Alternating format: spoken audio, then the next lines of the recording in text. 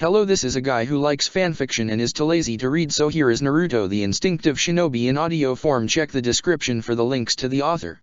Chapter 1, The Beginning. October 10th was just another normal quiet day in the Hidden Leaf Village. Everyone, civilians and ninjas, were walking around enjoying the cool air of the night. However, all good things must come to an end. A voice yelled in a private room of the hospital. "Damn it, Minato, you did this to when this is over I'm going to castrate you, I swear," the voice yelled again. "I'm sorry, Kiyomi-chan, but just hang in there, it will all be over soon, you're almost there," said Minato. If you are wondering, yes, this is the same Minato Namikaze, the Yellow Flash and Konoha 4th Hokage. You may wonder what's going on. Well, long story short, Minato and Kiyomi are having a baby. You may wonder why the room is private. The answer is simple. The Uchiha clan are against relationships between an Uchiha and non-Uchiha. However, Minato and Kiyomi have been seeing each other in private since they became genin. "Okay, we're almost there, just one more please, Kiyomi-san, and this will all be over," said one of the doctors. "You hear that? One more push, Kiyomi-chan, come on," says Minato. Yells Kiyomi as she gives one more push. The next thing you hear is a baby crying as loud as he can. You can see the tears of joy on Kiyomi's face as the doctors hand her their baby. "Congrats, Hokage-sama, Kiyomi-san, you have a healthy baby boy," says the same doctor from earlier as he looks at the happy family hugged together. "Minato, look at him, he's so handsome," says Kiyomi as she kisses the baby's forehead. "Yeah, he sure is," says Minato as he wipes tears from his eyes, being overwhelmed at the fact that he is a father now. He looks at his newborn son and notices his features. He has a head of black hair from his mother, however he notices his son has his bright blue eyes. This may cause some stir within the Uchiha clan when they see him. "I don't want to have to take out some of my wife's own family to protect my child," Minato says. "Don't worry, Minato, I'm from a branch family, the elders, main house families, and the clan head doesn't pay attention to us. The only one who actually talks to us outside of the branch families would be Mikoto." "Mikoto, huh? Is she still mad at me about the Kushina situation?" "No, she isn't mad at you anymore. I talked to her and explained everything. You see, back when Minato, Kiyomi, and Kushina were genin, Minato saves Kushina from a group of Kyumo shinobi sent to kidnap her, and let's just say Kushina didn't take the rejection from Minato too kindly." Flashback. Minato was out late at night training his taijutsu katas and speed when he noticed a trail of strands of red hair, and he immediately knew it belonged to Kushina. He follows the trail and sees Kushina tied up surrounded by 3 Kyumo shinobi who Minato suspects are Chunin at the least and High Jonin the most. Minato decides that stealth is his best option of attack. So he takes to the trees and conceals his chakra as low as possible just in case they have a sensor in the group. Once he is close enough, he pulls out a kunao and makes his move. His first victim is the tallest one, bringing up the rear. The unexpected shinobi is walking thinking about the amount of money he is getting from this mission. He was so in his thoughts that he didn't recognize the mop of blonde hair sneaking up on him until it was too late, when he felt his throat get slit and stabbed in his temple before the assailant was gone. All the 2 shinobi in the front heard was a thud and looked back to see their leader on the ground dead. "Shit, we were followed," said one of the Kyumo shinobi. "Quick, back to back so whoever it is can't sneak up on us," said the other shinobi. They stand back to back and hear a whizzing sound and barely have any time to dodge the kunao. One shinobi managed to jump out of the way, however the other was not. As soon as he was about to jump, it was too late. The kunao was already embedded in his skull. "Damn, that was my last kunao I had. I was hoping to take them both out at once," Minato thought as he looked at the last Kyumo shinobi who was on the branch below him armed with 2 kunao looking around. Minato needed a plan to take out the last shinobi so he could grab Kushina, who was still walking ahead not realizing what's going on. Minato notices a thin branch that looks easy to pull, so he takes it, pulls it back and lets it go as he falls down to the same level as the Kyumo shinobi.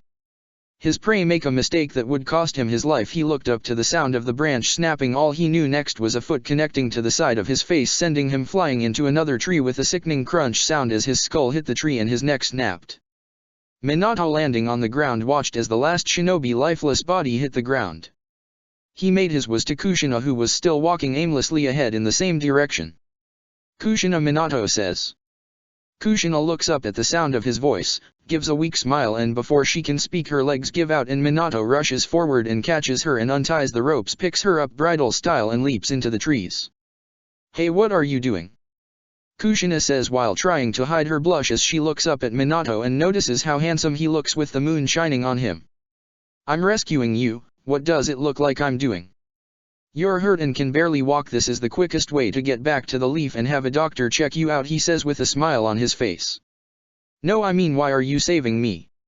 Everyone thinks I'm an outsider and picks on me.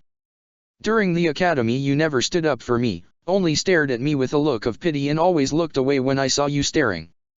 How did you even find me? She replies. I'm helping you because you are a leaf shinobi and we always stick together and help our comrades. I never stood up for you in the academy because I knew you could handle yourself against those bullies. I always stared at you because you were cool and I was hoping we could become friends one day, but you looked at me as if you wanted to hurt me as well, so I never bothered, and I found you because I seen the trail of red hair you left behind and I immediately knew it was yours.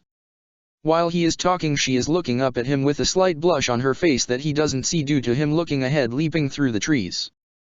Hey Minato. Yeah, Kushina wa dash. He was cut off by her lips meeting his eyes are wide while she stops and has a huge blush on her face. After a moment of silence due to him getting his brain functioning again and her looking away with a nuclear blush on her face, Minato speaks. Kushina, I'm sorry but I can't be with you if that's what you are hoping for. I'm sorry. At this she explodes. What do you mean you can't be with me? You were the only boy I've kissed and I love you, but you want to reject me? Are you serious? I'm sorry Kushina, but I have somebody else and we've been together ever since we became genin. I'm sorry, but if I never met her I would be open to dating you or seeing where this goes, but for now all I can give you is friendship. Kushina still mad replies. Whatever Minato, just take me to the damn hospital.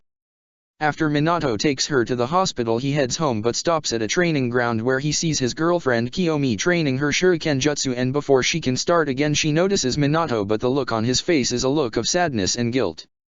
She asks what's wrong and he breaks down and tells her everything. She comforts him over his first 3 kills, and although she was originally mad at the kiss it wasn't his fault and she couldn't blame Kushina since she didn't know. After Minato calms down he thanks him with a kiss and goes home. The next day he is at the academy waiting for his team assignments when an enraged Mikoto comes up to him and yells at him, accusing him of using Kushina to try and get in her pants, calls him a loser and a horrible person, and walks away leaving a stunned Minato and crowd. Flashback end. After that Mikoto became cold to Minato and had a deep hatred towards him. Even after Minato and Kushina made up, they even became friends. Actually they were more like brother and sister. That's good, I was hoping our kids would be friends. She recently had a son a couple months back, right? Yes, she named him Sasuke, she replies. Well, congrats to her, we will have to. He is cut off by a loud roar. What the hell was that? A shinobi has busted through the doors he was guarding. Hokage-sama, this is horrible, it's the Kyuubi no Kitsune. What, how? Never mind, get all Jonin and Umbu on the front lines to fight. I want all Chunin and Genin to get the civilians to the bunker. After the civilians are safe tell the Chunin to come to the battlefield except Kakashi, he is in charge of watching the Genin guarding the civilians. Hurry up. Hi. Kiyomi-chan, I know Minato, go, I'll be waiting. He kisses her and disappears in a yellow flash. Battlefield. Minato is standing on his face on the Hokage monument when the Kyuubi starts gathering red and purple chakra into a ball. Minato sees this and gets out a tri-pronged kunai going through hand signs. When he is finished the Kyuubi launches his tailed beast bomb, but a barrier appears absorbing the attack, sending it far away into the forest. However, before Minato can breathe, a man appears behind him and tries to absorb Minato into some kind of vortex. However, Minato escapes and the man leaves to find him. Cannon fight between Minato and Madara aka Obito, however they don't know it's Obito. Minato flashes back to the battlefield to face off against the Kyuubi. After going through hand seals, Minato yells out. Summoning Jutsu Food Cart Destroyer. Out comes a giant reed toad named Gamabunta who lands on top of the Nine Tails. Bunta, I need you to hold down the Nine Tails while I get ready, I have a plan. Easier said than done Minato, but I'll try. Minato, what's the plan? What are you doing? Asked an elderly man holding a staff known as the Professor of Shinobi and the third Hokage Hiruzen Sarutobi. I'm going to seal it away to save the village from any more destruction. I'll be back. Before Hiruzen can reply, Minato flashes away. Hospital Kiyomi room. Minato arrives at Kiyomi's room to tell her his plan, and what he sees before him is heartbreaking. Kiyomi is dying while shielding her son from the ki and demonic chakra in the air from the Kyuubi. She smiles weakly at Minato with tears in her eyes, knowing she won't live after tonight. No words are said as she already knows what Minato plans to do, and he begs him to come along to be with her family one last time. Minato grabs her as she holds on to their son and flashes away to start the sealing process. Battlefield. Minato arrives back on top of Gamabunta and asks him to hold him for a little while longer so he can gather enough chakra.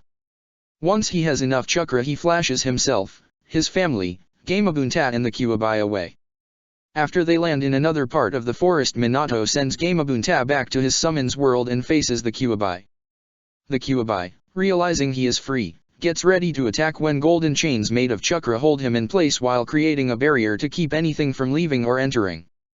Kushina, Minato and Kiyomi yell seeing her condition. She is battered and has bruises all over her body with some cuts on her arms while her clothes are torn up. Minato, I was attacked by a man in a mask claiming to be Madara Uchiha. He ambushed me and ripped out the Kyuubi from the seal. I know Kushina, it's not your fault he snuck up on you. He also fought me, but I managed to get a hit on him with my Raise-Non and he retreated. Now I'm about to seal him into my son. I know it's wrong, but it's the only option. I can't reseal it into you as it would just break out again. This is the only way. Kushina smiles sadly knowing he is right. Can I hold him please? She asks weakly.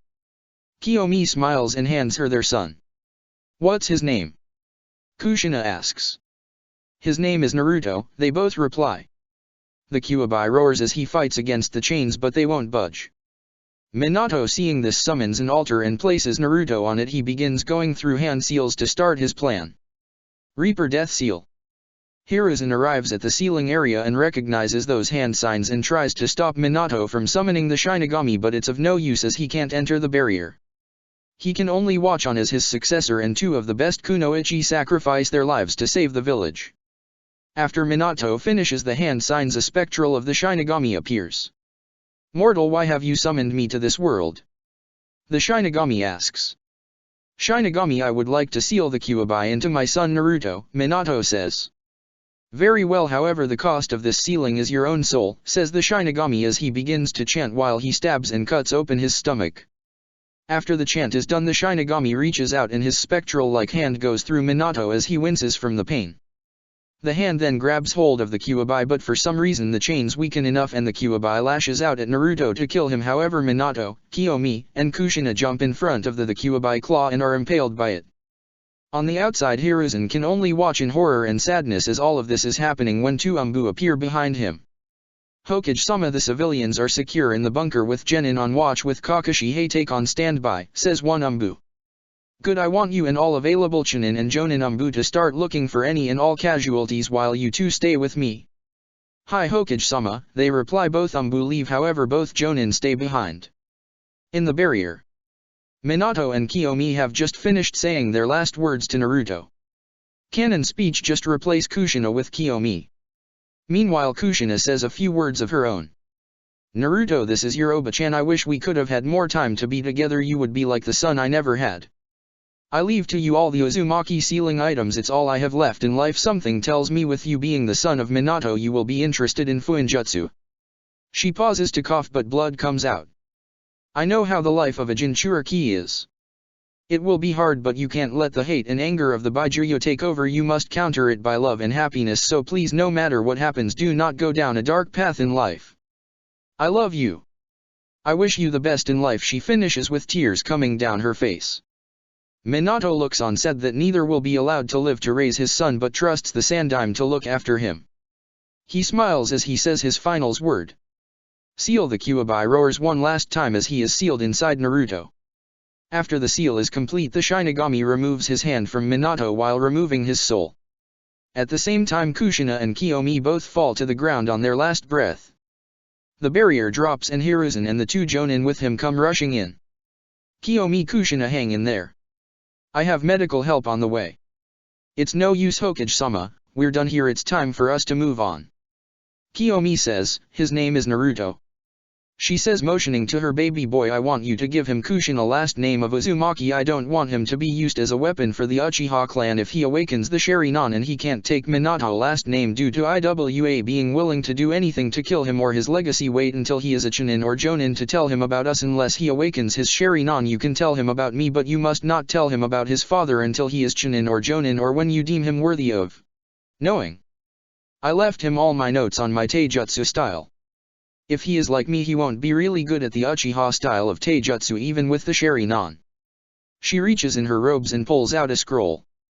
This is for him from me. I want you to give this to him after you tell him about me. Minato has one as well, but it is sealed in your office with a blood seal only able to be opened by Naruto.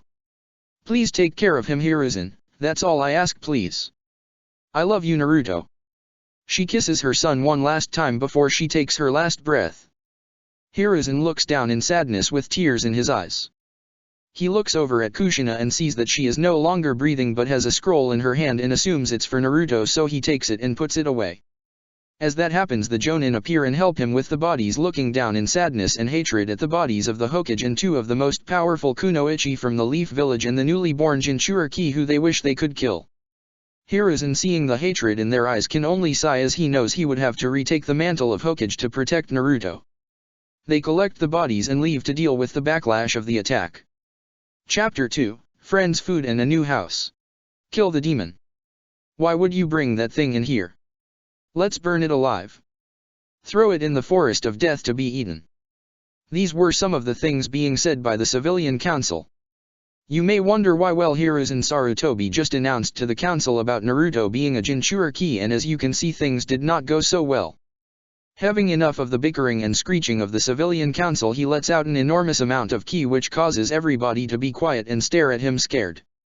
Well, the civilian side of the council is scared. The shinobi side ANS clan heads are smirking or openly laughing except for two who have stoic looks on their faces, these two being none other than Fugaku Uchiha, the head of the Uchiha clan, and Hayashi Hyuga, head of the Hyuga clan. Naruto will not be killed, and that is final. If you kill him, then the Kyuubi will just be released again, and we don't have another seal master like Minato or Kushina around to seal it. That is when a man with pineapple hair and a lazy look on his face that makes him look like he is sleeping spoke up. Hokage-sama, not that I am against Naruto, but we still have Jiraiya as our final remaining seal master. Says Shikaku, head of the Nara clan.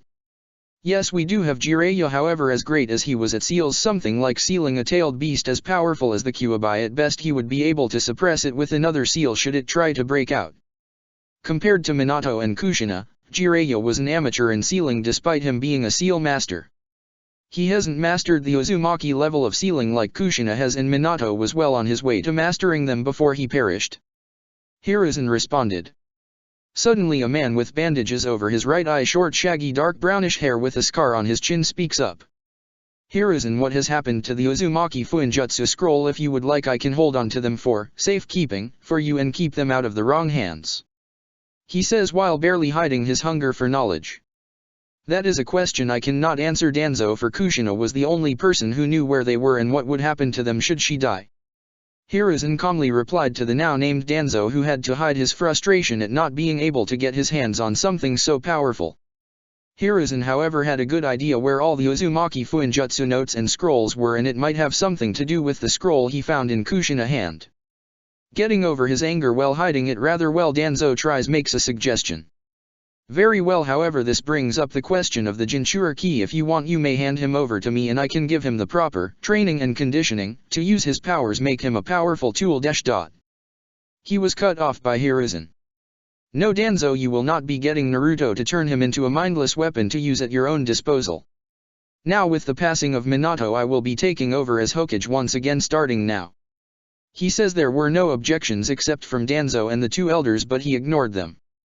Now the status of Naruto being a Jinchuriki is now a S-classed secret, and nobody will speak on it. No one of his generation shall know about it, nor will any harm be done to the boy. Minato wants him to be seen as a normal boy and not the beast he contains. The punishment of revealing this is death. Do I make myself clear? He yells out the final part, adding key to get his point across. Everybody nodded. However, the civilian council and elders have already begun plotting ways to harm the Jinchuriki or break him mentally to become a weapon for the village. Now on to the casualties and repairs we need to make for the village. He say while on the inside he is thinking, I'm too old for this shit. 4 years later. And stay out demon, yelled a lady who looked to be in her mid-30s. That was what he has been called since he can talk and understand what people were saying. Why they called him this he didn't know and nobody would tell him. He had no friends in the orphanage except a girl with 2 buns in her head. However, she was adopted a little over a year ago, so he was alone now. He knew his name only because of an old mate he liked to call his. Gigi always reminded him of his name and showed him kindness. This man was the 3rd Hokage and the only other person in the village to treat Naruto with respect and showed him love. Now however, little Naruto is walking through the village late at night, hungry and tired. When he smells something lovely, he follows the scent and finds a small little restaurant called Ichiraku's. However, Naruto, having been treated bad by all adults, he sees, turns and walks away until he bumps into an older man with a chef hat on his head. The man looks down at Naruto and smiles sadly. He knows who Naruto is and who his parents were because they were close friends. Hey young man, I'm Tuki. Are you hungry? You look like you could use some food. He says as he introduces himself, but couldn't help but be angered by how frail Naruto is, so he offers some food. I would, but I don't have any money, mister. I'll be fine. I always go a week without eating food at the orphanage, sometimes 2, so it'll be okay for a couple of days. Naruto responds in a small yet shy voice. Now Tuki was pissed. How dare those idiots at that orphanage treat Minato's son like that? Wait until Hokage-sama find out about this. He thought to himself. However, he cleared those thoughts away as he looked back at Naruto. Nonsense, come on, it's on the house. I couldn't charge you even if I wanted to. He says and grabs Naruto by the hand and leads him into his shop. When Naruto sits down, he is greeted by a girl maybe 5 to 6 years older than him. Hi, welcome to Ichiraku's. I'm Ayam. The girl says with a smile, holding her hand out. I'm Naruto, he responds while tentatively taking her hand. Tuki sees this and smiles. He wished he could have adopted Naruto, but the council banned anybody from adopting him. His thoughts were interrupted by the sound of Naruto's stomach growling. Laughing, he says, I'll get you some ramen. Naruto, just sit there. He goes and starts to prepare the ramen. Meanwhile, Ayam is talking to Naruto a lot and he seems to have gotten over his shyness and is laughing with her at some of the jokes they share. So Naruto, what is your dream for you when you get older? Ayam asks. I wanna be Hokage and maybe start a family with a girl I love. I don't want to marry anybody I don't love or have a lot of women. It's not really my style. He says, which is weird for a 4-year-old to say. Naruto, how do you know about love and marriage? She asks. Well, I couldn't get any kid books at the orphanage, so I could learn how to read, so I seen some orange book with a man and women on the cover of the book and started reading it. I didn't understand some of the workouts, but they sounded interesting to try out, I guess because in the book the man and women were sweating and breathing hard after they were done, but I got uninterested when he started working out with 10 women at one time. Like, how can he do that? It's not possible. He says while Ayam is blushing up a storm at Naruto for reading a porno, but he didn't know. Meanwhile, Tuki was finished with the ramen for Naruto and had a tray with 3 large bowls on it. If he is like his parents, this won't even be enough to fill him. He thought as he remembered his best customers spending a fortune on ramen. However, he pauses when he hears Ayam ask Naruto what his dream was and couldn't help but cry, as those were the same words Minato said when he became a genin. However, he did almost burst out laughing as Naruto described the book he learned to read from. He might have to give Naruto the talk in a few years. Alright, 3 large bowls of miso ramen. Naruto on the house, eat up. Tuki says as he comes out the back with the tray of ramen bowls. Naruto is intoxicated by the smell and couldn't help but drool at the food in front of him. Itadakamesu, Naruto says, and after 5 minutes the 3 bowls are gone and he asks for more, causing Tuki to laugh as he heads to the back to make more. After another 10 bowls, Naruto bids farewell with a sad look on his face and begins to walk out. However, a hand on his shoulders causes him to look back and he sees Tuki smiling down at him. How about you stay here tonight and tomorrow morning we can go see the Hokage about your living arrangements? Naruto, not being used to such kindness, stares at him in shock and rushes to hug him, thanking him over and over. They close up shop and Naruto helps. They go through a door in the kitchen that led upstairs to their apartment. It was a decent-sized apartment with 3 bedrooms, a bathroom, a kitchen, and living room. Ayam leads Naruto to the extra room where he will be sleeping and gives him one of her father's shirts so she can wash his clothes for him since it's all he has. The shirt was so big all you could see was Naruto's head, everything else was covered up. Naruto fell asleep that night with a smile on his face and had the best sleep he has ever had. Next morning Naruto wakes up and goes to the kitchen and sees Ayame making breakfast. She greets him as she gives him some food to eat before saying they are going to see the Hokage later, so the shop will be opening late.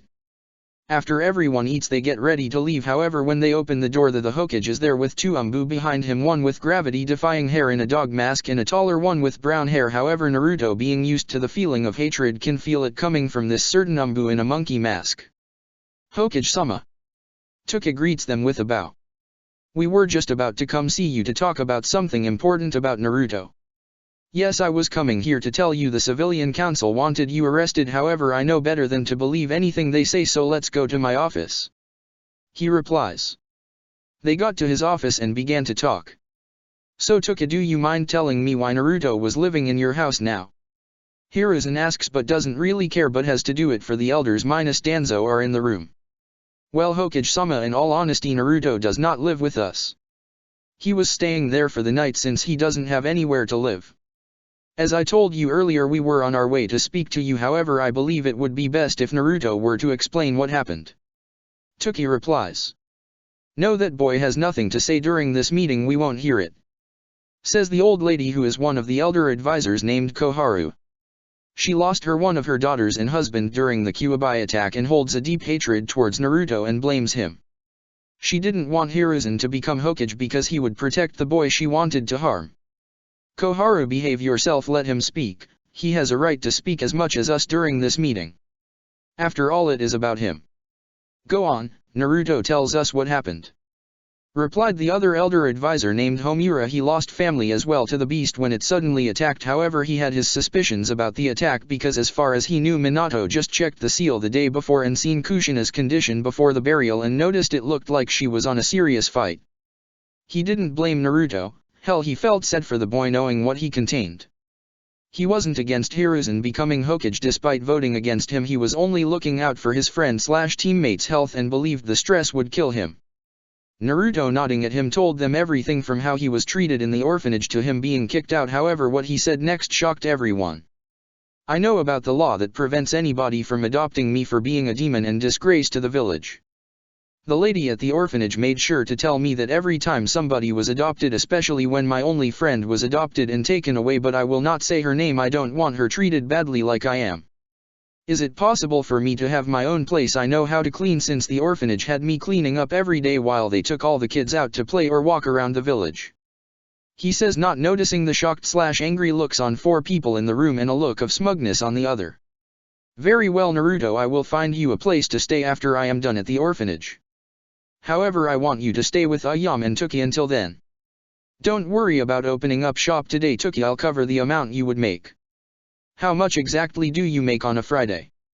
Hiruzen asks. Tuki and Ayame are standing there in shock over the kindness, but he begins to run numbers in his head for about 2 to 3 minutes before he responds. "We make about 1,500,000 ryo on a Friday due to a lot of ninjas returning to the village from missions and are always hungry and want something that can be made quickly," he replies. Hiruzen, knowing how ninjas eat, isn't shocked that much but wasn't expecting that much. However, he writes a check to Tuki and says to take it to his secretary so she can deposit it to his account. Tuka bows and leaves with Ayame, leaving Naruto behind to finish his meeting with the Hokage. Orphanage. Hiruzen walks up to the orphanage and sees the helper for the day at the orphanage, a girl named Kurane Yui, a fresh chunin who has been helping at the orphanage on her off days ever since she was a genin. She sees him walking in and greets him. "Hello Hokage-sama, may I ask why you are here today?" she asks. "Yes, I am here to see Naruto Uzumaki for the day. It's time for our usual lunchtime at Ichiraku's," he says, but it's a lie since Naruto just met them yesterday, while inwardly seeing how she would react to his name knowing she lost his only remaining family during the Kyuubi attack when he went to the front lines to hold the beast off. She later found him dead under rubble during the cleanup and it took a lot for her to get back into training. To his surprise, she took on a sad look and let out a heavy sigh. "I was actually going to talk to you about that. He has been beaten a lot while staying here. I was walking around helping out 2 years ago when I seen the matriarch beating him a broken pipe claiming it was his fault, but he told me not to say anything, and every time I came after that he would always stay away from me and say he doesn't want me to associate myself with a no-good demon brat. Although the Kyuubi heals him physically, it's the mental scars I'm worried about. But I haven't seen him all day. In fact, I hadn't seen him last night when I usually come check in to start my shift and his room was empty. She replies with tears coming down her face. It's alright Kurane, Naruto is safe. He is with Tuki and his daughter Ayam right now until I find him an apartment later on today due to the law surrounding him being adopted. However, I am going to need all the money I've sent here for him to be taken care of with. He says. I'm sorry Hokage-sama, but for the past 4 years I've been working here. His money account was always empty. I assumed they would spend it on him, however I doubted that since all his clothes we poorly taken care of and looked like he was stitching them up to wear them more. Kurane, are you telling me the orphanage has been stealing his money from him? He gets a nod back, but what gets him even more angry is when she says they always have new clothes and jewelry for themselves and clothes and toys for the kids minus Naruto. Kurane, over the last 4 years I have sent over 400,000 ryo and you're telling me they haven't spent any on Naruto. He gets another nod. Thank you Kurane, I will need you to watch the orphanage for 2 weeks while I look for new caretakers. I'll double the pay since you are a Chunin and you will still get your Chunin pay on top. Think of this as a B rank mission. He says she is so shocked that all she can do is nod in agreement. He leaves to talk to the lady who is in charge of the orphanage along with her help that were all about to lose their job, however they didn't know it. What he sees disgusts him. The children at the orphanage are throwing food around, more specifically at the wall, but what's on the wall is what gets him mad. On the wall is a picture of Naruto that looks to be taken right after he was beaten with the words demon on it, and somebody drew 9 tails behind him, most likely one of the adults who are sitting in a chair laughing about getting rid of the demon child while counting money. He walks up to them slowly before speaking. Good afternoon ladies, how are you today? He says with a fake smile, scaring them in the process. GG, good afternoon Hokage-sama, how may I help you? She replies while inwardly scared because she knows why he is there after looking at the clock. Oh, I'm just here for Naruto. It's time for our daily walk that we do. I figured I would take him to get some lunch, anything that gets me away from my paperwork. He says while this was true he wanted to get away from paperwork, he was still setting them up. I'm sure you are Hokage-sama, paperwork is indeed troublesome, always having to make every single thing is accurate and on point, she says while laughing, not realizing she fell for his trap. So do you mind if I go up and get him now? I'm sure he is getting impatient. He says. No, that's okay Hokage-sama, we can go grab him, she says as her and the rest of the helpers rush up to Naruto's room. What are we gonna do? He is here for the demon brat and we kicked him out last night, says the lady from the front desk. After a while one speaks up. I have an idea, he gets the demon brat and we keep our jobs, she says, then explains the plan and they all grin. After a while they all return with Naruto and they start along with the plan. Everything was going good and fine until Hiruzen asked a question. Naruto, are you ready to head out and grab some lunch at a ramen stand that I'm sure you'll love? He says with a smile. Naruto responds in a tone too happy to be him, and that's when they fall into his trap. Hiruzen snaps his fingers and suddenly 4 Umbu appear and release the hunged orphanage worker who was a former ninja. Now did you really think I would fall for a simple henge? I know Naruto isn't here and I know you have been stealing his money that I've been sending for his care. Now Umbu, take them to the TI department, I want to know everything they've done to Naruto and how much money they have stolen. He turns to Kurane and smiles at her. Kurane, I will be sending some help for you over the next 2 weeks until I replace the workers and head of the orphanage. After that I have a request that has come into my office that I think you would like. Thank you Hokage-sama. She says with a bow. Naruto was over at the Ichiraku's learning how to cook from both Ayam and Tuki, making sure he knew the basics of cooking, at least since he will be living by himself from now on. Then there was a knock on the door and Tuki opened it to see Hiruzen with a smile on his face. Hokage-sama, come in. Thank you Tuki, however I only came to show Naruto his new apartment, I'm sure you know which one I'm talking about. He says, and Tuki smirks at this. The building, although in the red light district, has been renovated by Minato along with 3 to 4 blocks surrounding it. Minato was in the process of cleaning up the slums of Konoha before he died, so the people there respected Minato the most. He added stores which created jobs, however some things never changed a lot with the brothels and crime rate.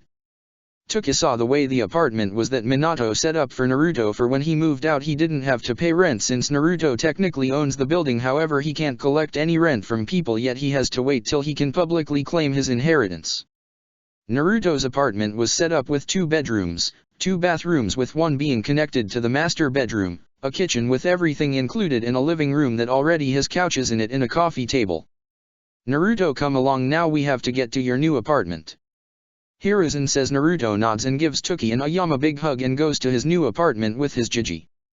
Chapter 3, The Awakening. 2 years later. It's been 2 years since Naruto moved into his own apartment. He still talks to the Ichirakus and visits them almost every day, as well as his Jiji, as he likes to call the Hokage.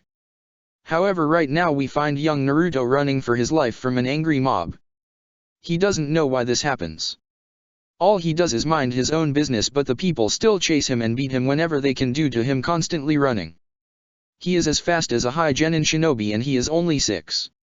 That usually is enough to outrun a mob. However, these aren't just civilians, there are some chunin and jonin in the crowd throwing kunao and shuriken at him, while civilians throw bottles and rocks at him. While Naruto is running sweaty and out of breath, he makes the mistake of running into an alley, thinking he was at the corner of his street where the apartment is located. Nowhere to run now, you little demon. It's time to get you back for killing our loved ones and comrades, you little shit. Yeah, you stupid fox, it's time to die. Dude, we're not supposed to speak about that, you know the law. So what? It's not like we will be punished. The Umbu who was supposed to watch over him hate him, so they will let us get our hits in and let him bleed out. Oh yeah, that is right. Let's begin the punishment of the fox. Naruto, hearing this, starts to think, why are they calling him the Kyuubi and saying he killed their loved ones? He hasn't killed anybody, he's 6 for Kami's sake. During his thoughts he doesn't see the weapons, rocks, and bottles being thrown at him. However, to the shock of everyone throwing things, he starts to dodge them like they are nothing. What people see are his eyes turn silver for a split second before returning back their blue color, thinking it's the Kyuubi gaining his powers back. The jonin in the group throws more at Naruto, who stops dodging, getting a kunao to the shoulder, and see more coming towards him. He sees them coming, however he can't dodge them all and gets hit by 3 more kunao, 1 more to the chest and 2 in his stomach. He sees a shinobi throw 1 more kunao but notices him going through hand signs. Ninja art, kunao shadow clone. The 1 kunao turns into 12 and they are coming at him, however they slow down and he moves out of the way. What everybody in the mob sees shocks them. His eyes turn red with 1 tomo in his right eye with 2 in his left eye. That's when things get worse. Do you see his eyes? Is he an Uchiha? No, it's a trick. The demon must have killed an Uchiha and stole his eyes. Let's kill him. They proceed to punch, kick and stab Naruto with the kunao they found. However, they are all stopped by an enormous amount of ki and the sound of chirping birds. They turn around and see the Hokage with Umbu Captain Dog. Next to him are Raven and Weasel, both with the Sharingan activated. Umbu Hiruzen barks out. "Hi Hokage-sama," they say together. Kill them. Next thing they know is a complete massacre of civilians and ninja alike. After the massacre is over, Hiruzen looks at Dog and asks him. "Dog, who was supposed to be guarding Naruto tonight?" he asks. "It was Boar and Mouse, Hokage-sama. I want them found and sent to the TNI department to get everything out of them, then kill them." Hi Dog vanishes in a shunshin to find them and take them to the TNI department. As this is going on, Weasel and Raven have finished cleaning up and disposing of the bodies. However, they turn to look at Naruto, who is being helped up by a blonde girl that nobody realized was there. He looks at her and smiles while she looks away blushing. She says her name is Samui, which he tells her his name. However, she has to leave due to her parents looking for her. Once they find her, they see the Hokage and Umbu and bow to them. However, they sneer at Naruto, which causes him to flinch and look away. Before Samui leaves, she tells him to meet her in a certain clearing in the forest in 2 days if he wants to play. He smiles and thanks her as she leaves. He looks up at the Umbu and they gasp at his eyes and look at the Hokage for answers, who only said 1 word. "Shit." He Tuten mutters, "Grab him and go back to my office." Hokage office.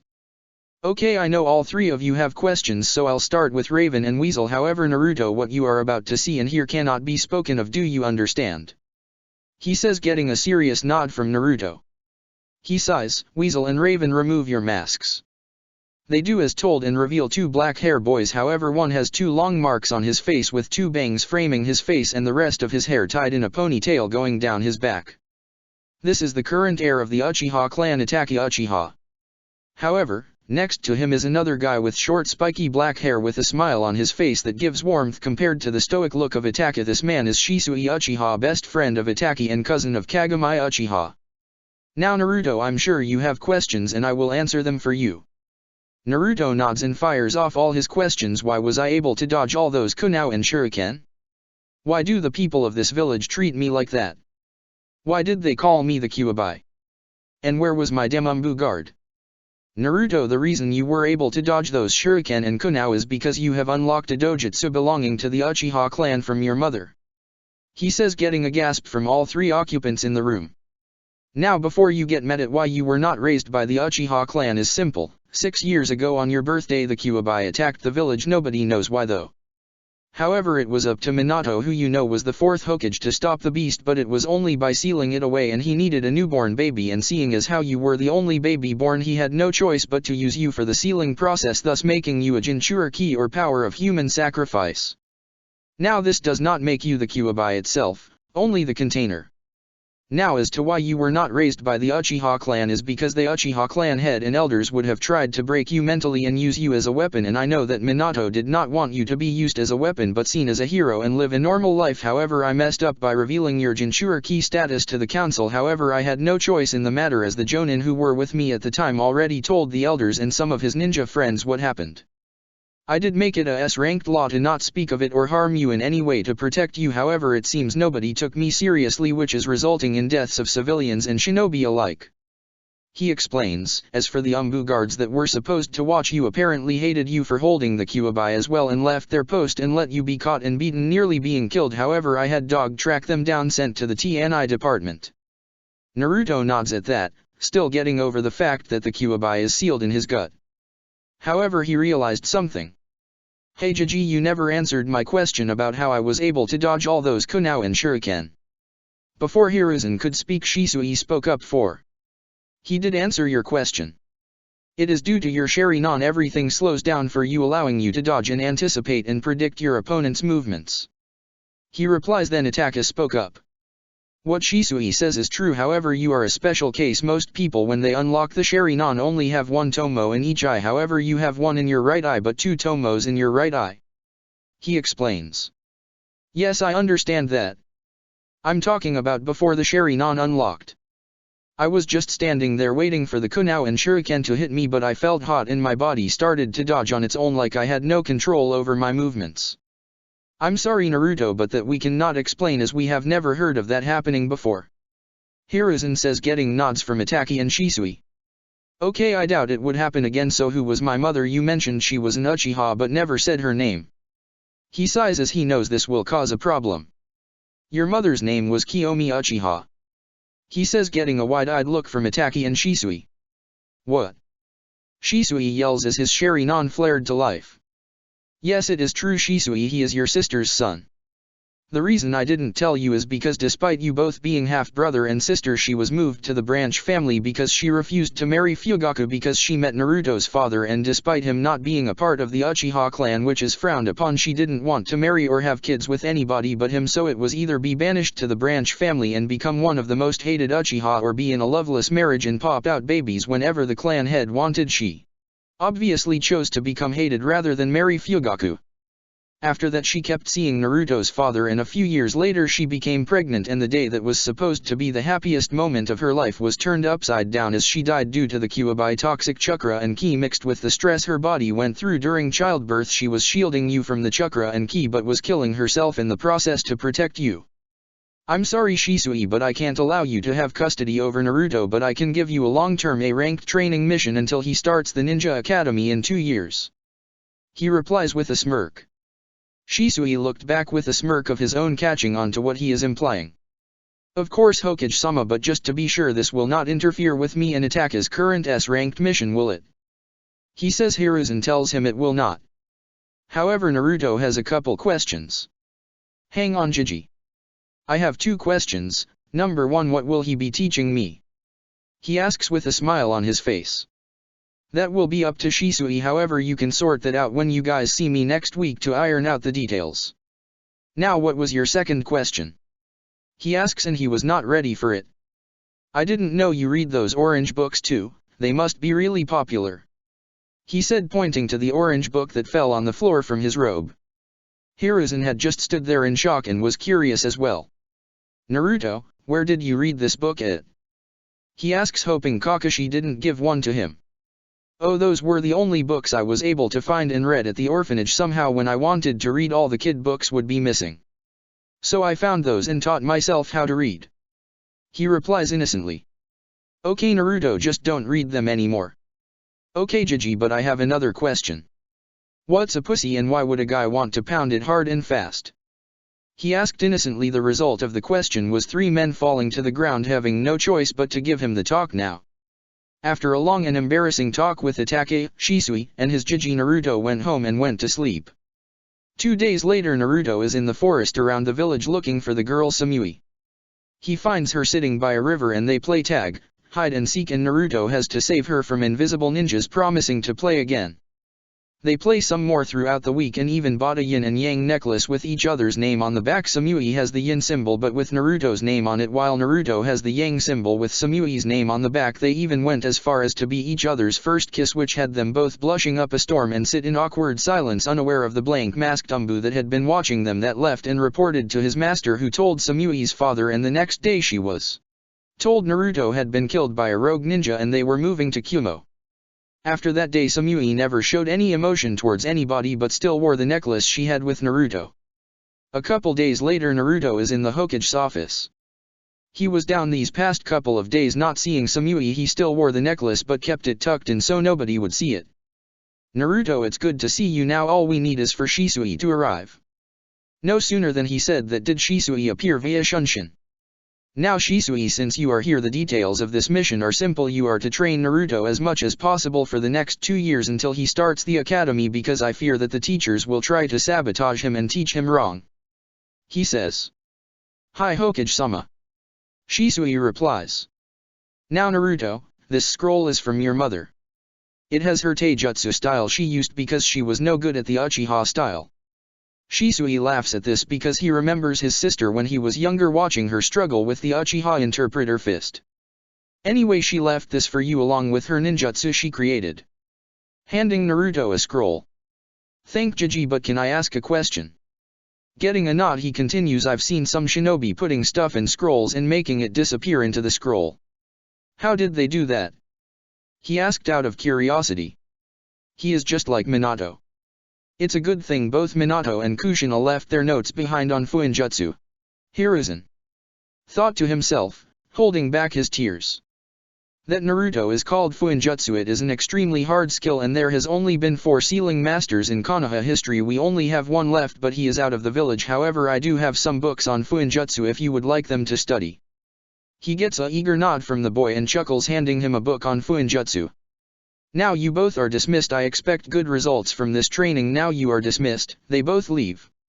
Now Hiruzen is sitting there looking at his stacks of paperwork and is about to get started when his secretary walks in with a cart with 3 more stacks of paperwork, causing him to cry anime tears, yelling at the picture of Minato. How did you do it?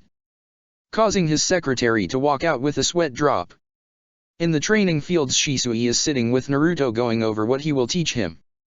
Okay Naruto, first things first, I'm going to teach you how to unlock your chakra. After that we will be working on your taijutsu, ninjutsu, shurikenjutsu and genjutsu. I'll leave the fuinjutsu to you since I know nothing about it. Finally we will work on upgrading your Sharingan to its mature state. It becomes mature when you have 3 tomo in each eye like I do. As he turns on his Sharingan. Now I want you to sit in a lotus position and try to unlock your chakra. You've only unlocked a small amount due to the Sharingan activating, however it isn't completely unlocked. Try to remember what you felt in your eyes when the Sharingan activated and pull it to the surface, you understand? He gets a nod from Naruto and lets him begin. After about 3 hours, Shisui was about to call it quits for the day, however he felt something coming from Naruto. Inside Naruto mind. He was trying to search for his chakra when he wound up in a sewer-looking area with pipes leading in 2 different directions. He feels hated coming from his left, so he goes the opposite way to his chakra, and instead of finding a small amount he sees quite a lot and pulls it, and all of a sudden he was fading from his mindscape. Outside his mind. Shisui is walking to Naruto when all of a sudden chakra starts to flow from him and it hits a certain point before stopping. Naruto opens his eyes to see Shisui staring at him with a smile on his face, but inwardly he is freaking out. Geez, he already has as much chakra as a mid-chunin. I need to teach him chakra control ASAP. He thought before he could speak. Naruto said something first. Shisui, I thought we were here alone. Getting a confused look from Shisui. What do you mean we are alone? He says. Naruto only looks over the shoulder of Shisui and nods his head slightly. Shisui, understanding, asks how many. Naruto holds up one finger. Shisui, getting the hint, shunshin in front of the person in the trees, which happens to be a blank masked umbu with any written on it. Before the umbu can react, Shisui puts his tanto through his chest, killing him, but takes the mask for evidence.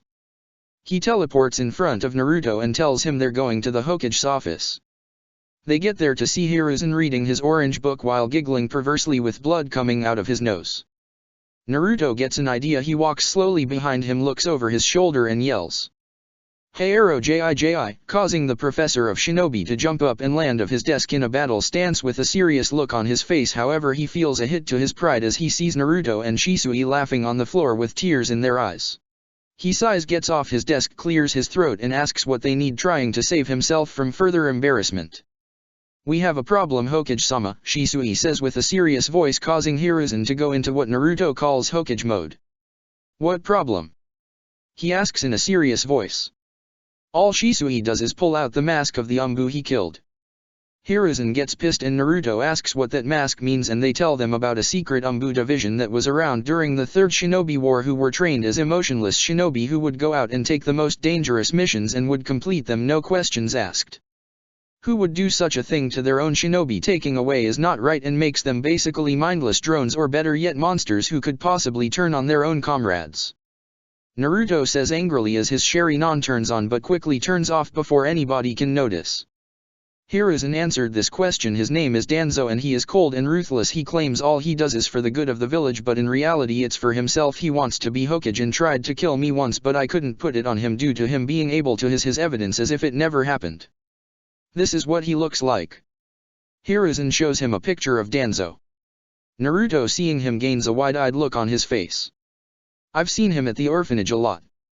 He would come in and hand the ladies at the desk a lot of money, and he would leave with 5 kids. He would come by once every 3 months and do the same thing. He would look at me with a look of want in his eye.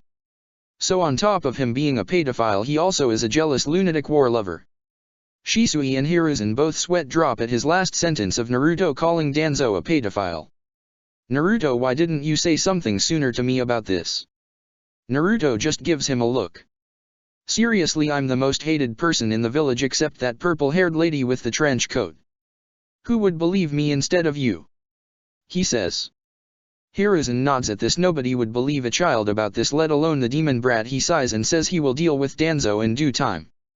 In the meantime, you can use the Hokage's personal training ground around behind the Hokage monument. I'll key in your chakra signatures. Minato put a seal back there that keeps any chakra from getting out, and another so you can't see anything from the outside, only from the inside. Getting a star-eyed look from Naruto, saying how cool the yondaime was. Hiruzen chuckles at this and leads them to the Hokage training ground after keying in their chakra signatures so they can just walk through the shield with no problem. They all leave Shisui to continue his S-ranked mission with Itaki, and Naruto to go spend some time with the Ichirakus before going home to get started on his Fuinjutsu. Chapter 4, Meeting the Fox. It's been 6 months since Naruto has been training with Shisui and has been working on his chakra control and Fuinjutsu. So far Naruto knows leaf balancing. He can do that with multiple leaves, senbon balancing, tree walking and water walking. Now he is trying to combine the leaf and tree walking exercise. He does this because he and Shisui estimated by the time he graduated he could have as much chakra as an elite jonin or umbu, so due to his reserves constantly growing. Dang, Naruto mumbles under his breath as the leaves fall off his body again while walking up the tree. Shisui, seeing this, just chuckles slightly. He's upset that he can't get the leaves to stick to his body while tree walking, while most Chunin wouldn't even try this. He will be a splendid ninja, he thought. He then clapped his hands, getting Naruto's attention. "Okay Naruto, it's been 6 months and you have low Chunin control over your chakra, which is good since you have mid Chunin reserves. However, due to the seal your reserves will start growing faster the harder you train. Now I want to know how far along you've come in your Fuinjutsu," he asks. "Oh, that it's really easy. I'm already at level 3, so I can make storage scrolls, explosive tags, security tags, and my personal favorite, a tag that shoots out paint and feathers at anybody who activates it," he proudly says, getting a sweat drop from Shisui. Seriously, the hardest area to study in ninja training, and he makes a pranking seal as if it was nothing. I know he would be good but not this good so fast sheesh slash. Okay, I'm not going to ask about that last one. Getting a sheepish grin from Naruto. Now we will begin working on your taijutsu with and without the Sharingan so you can get used to fighting with and without it. You never want to become too reliant on your eyes. Now let's begin. He says with an evil grin, scaring Naruto, who barely dodged the punch. You have good reflexes, that's good. Now get out the taijutsu scroll your mother left behind for you. I can tell by the way your body moves the Uchiha style would not fit you. It's all about anticipation and you don't need to be very fast to use it since it relies on the Sharingan. He explains, getting a nod in return from Naruto, who gets out the scroll of the taijutsu style she uses. Kame style was written on the scroll. It was about endurance and strength, however Naruto would have to make some minor adjustments to adapt to it so he would be able to use it along with his speed without losing the strength, but it was perfect for him since he could use it with and without the Sharingan. 3 months later. The past 3 months could be described as hell or fun depending on who you are. For Naruto it was torture, but if asked Shisui, life couldn't have been better. He introduced Naruto into a training regime that would leave him battered and bruised at the end of the day. In the last 3 months his taijutsu reached academy level, which is ahead of most kids going to the ninja academy except for some clan heirs. Speaking of clan heirs, he met some of them. Shikamaru and Koji, they hit it off. Naruto and Shikamaru would play shogi sometimes, or sometimes just lay down and watch the clouds, and Naruto found out how relaxing it can be and made it a habit to watch the clouds after a training session of it ended early. Koji on the other hand was more interested in eating all the time, having challenged Naruto to multiple ramen eating contests that would put grown men to shame. Naruto leads the series 11-10. Naruto met some more as well, and he met Hinata Hyuga, who was shy and had confidence issues. Kiba Inuzuka, who was brash and kind of rubbed Naruto the wrong way, but he was a good guy. He met Shino, who he thought was weird at first but learned that his clan is really antisocial and only speak when needed. He also found out about the insects and how the Abarame clan used them to Naruto, fascinated by this. He met Ino Yamanaka, who Naruto wasn't really a fan of. She was always trying to boss somebody around and yelling about something. It was annoying, but her blonde hair reminded him of his first and only best friend Samui, who he hasn't seen in a long time and always gets sad thinking about her. Then he met Sakura Harino, a civilian from a merchant family. He recognizes her pink hair from an older lady who would always lead the mobs when they would chase him and beat him before he started training and got his new apartment.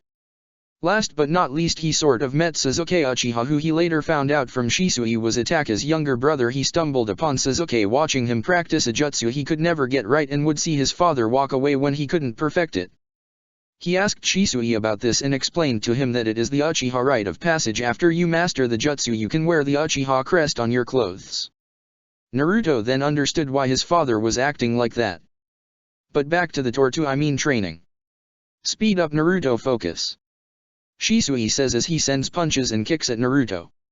He is only moving at a high genin speed while sparring with Naruto. He didn't let Naruto use his Sharingan this time around, wanting him to work on his natural reflexes while fighting. Naruto was doing pretty well until Shisui decided to speed up to mid-genin, and that's when things got bad for Naruto.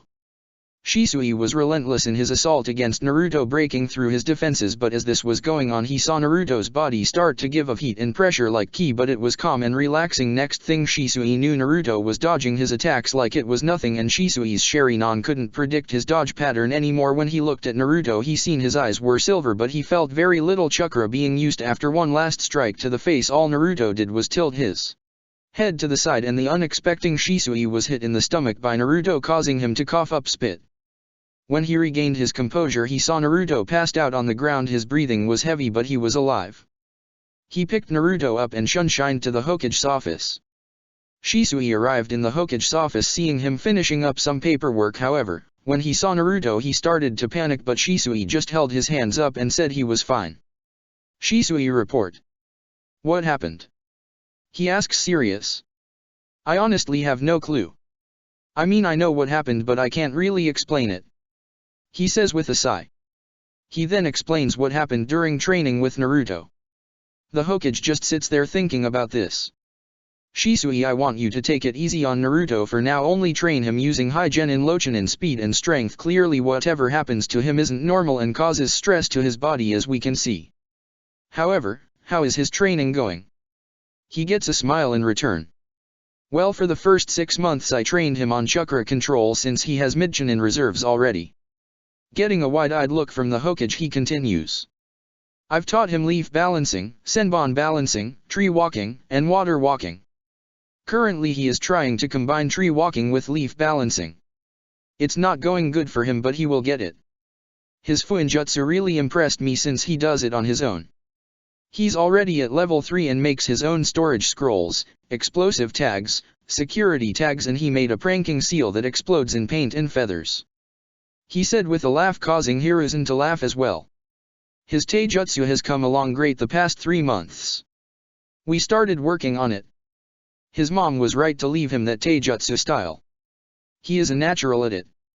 I would say he is about academy level borderline low genin right now. I would say he would be at high genin by the time we are done training. He says with a proud smile. Good, and I assume you haven't taught him any ninjutsu yet because you are working on conditioning his body and chakra control right now. He gets a nod in return. Good, now on to other matters. Any progression on the S-ranked mission? All I know so far, as well as Itaki, is they just walk around ready to snap at anything. That's why I keep Naruto away from them, because I know they would take their anger out on him. He says with a sigh. Alright, continue to train Naruto, you have only just over a year left. Make your sister proud, Shisui. Dismissed. Shisui picks up Naruto and takes him home before leaving himself. Naruto's mindscape. Naruto wakes in the same sewer as last time, but this time he follows the pipes with red chakra filled with hate and malice. He walks until he sees a giant cage with a piece of paper with word seal on it and notices the large fox with 9 tails behind it. He walks close to the cage but has to jump back to avoid a claw that lashed out at him. However, what causes him to fall on his face is the fox is asleep with drool coming out of its mouth. He takes a deep breath and yells. Oi fox, wake up, you're drooling. This causes the fox to jump up looking around, and when he finally fully wakes up he notices Naruto standing there. Huh, what? Oh, it's you, what's up? It says, causing Naruto to sweat drop. What, no evil monologue about how you're the all-powerful Kyuubi no Kitsune? No threats to rip my guts out or eat me? Threaten to break out? He asks. No, it's too much work and a waste of words, besides I knew you wouldn't pay attention to it anyway. So why are you here? I was training and passed out due to exhaustion and woke up here. So I have some questions for you if I may. He gets a nod from the fox. Okay, why did you attack the Leaf Village? Why is my mind a sewer? Are there more like you, and what's your name? You have to have one, right? The Kyuubi is there in shock because nobody has ever bothered to learn its name. However, it responds. I didn't attack the Leaf Village on my own. I was ripped out of my previous container Kushina Uzumaki by a man who claimed to be Madara Uchiha. However, I knew he wasn't him because I've been under Madara Genjutsu before, when he used to attack the first Hokage before I was sealed into my first host Mito Uzumaki, making her the second Jinhiriki ever, only after my creator. After Mito sealed me, the first Hokage decided to capture my brothers and sisters, the other 8-tailed beasts. We range from one tail being the weakest to me, the 9 tails the strongest of them all. After Hashirama captured them, he gave them away like useless items to the other villages to create peace, but all he did was gave them ideas to create Jinchuriki and turn them into weapons for war. There have been 3 major shinobi wars already and I've seen them all. Now the reason for your mindscape looking like this is because of your childhood before you met your uncle and got your own place to live. However, if you notice it isn't as bad as it should be, that's because of the fond memories you have of the walks with the old monkey you call your Jiji, the moments you spend with the Ichirakus, the time you played with the bun-haired girl, and then my personal favorite, the little blonde girl you met before she disappeared. That is why your mind looks like this. However, it is up to you to change it. Now for your last question. Yes, I do have a name, however I will not be telling you because you are not worthy to know it yet. Once you get strong enough I will tell you my name, however I have not deemed you ready yet. It says, getting a nod of understanding from Naruto. You know, you're a lot different from the typical Uchiha. They are usually walking around like the sun shines out of their ass and walk around like they have sticks shoved up their ass. Yeah, I know the only person I know from the Uchiha clan that doesn't act like that is Shisui. Other than that, they all act like that. Even Itaki, who he says is a good person, walks around like that. However, I've been noticing some tension coming from the Uchiha clan lately. I can sense the negative emotions coming from them. Why is that? Also, you've noticed that would be my doing. I wanted to give you something like an edge, so I gave you my ability to sense negative emotions on top of the regular sensor abilities you had. I've sort of enhanced them so your sensory abilities can be as good as Mito Uzumaki if you train them. Now I believe it is time for you to wake up soon, but I'll give you one more question. Is there any way to let you out? I mean, I know I can remove the seal, but that would kill me. Is there any other way, because from what you told me you don't deserve to be sealed away? The Yondaime used the Reaper Death Seal to seal me away. He is such an idiot. He could have just used the Uzumaki-tailed beast sealing ritual and he would still be alive, but I guess he never bothered to learn it. Shame, my old was too weak and only had enough chakra to summon those chains of hers. Now the only way I know to counter is to summon Kami. However, you need to be a level 10 seal master by Konoha standards, and it requires you to have Jonin to Cage level chakra reserves. However, you only have to worry about the sealing level part because of my chakra. I can give you some to make up for the chakra you need, so you're at a level 4 already after 9 months. Yes, I know you lied to your uncle about that, but I understand why now. If you keep studying at the pace you are, you may reach level 10 by your second year in that ninja academy. Now go, it is time for you to wake up and start training. Naruto nods and fades from his mindscape. Good kid, I can tell he will do great things in life. Naruto woke up and looked at his clock. It was almost 7 in the morning. The fox was right. He needed to meet Shisui at the Hokage office for breakfast before training. He gets washed up and dressed and grabs his storage seal with his training equipment and leaves for the Hokage office. Naruto reaches the office and the secretary named Mina smiles at him and lets him in. He likes Mina.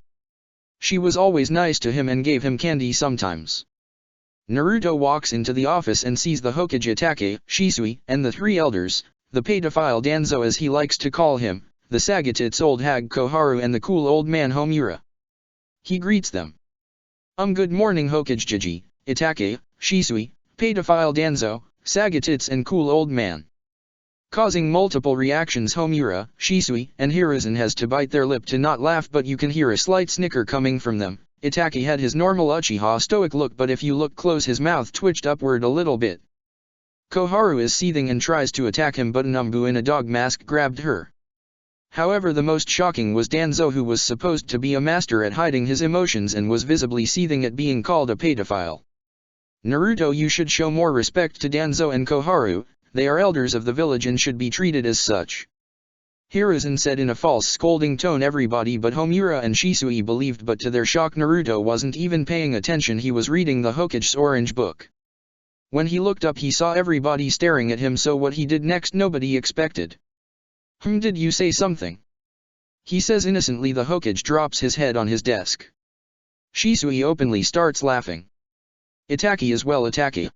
The 3 elders' eye twitch in annoyance at having another Kakashi possibly in a certain dog-masked Umbu sneezed, causing everyone to look at him. Okay, you all are dismissed. We can finish this meeting at a later date.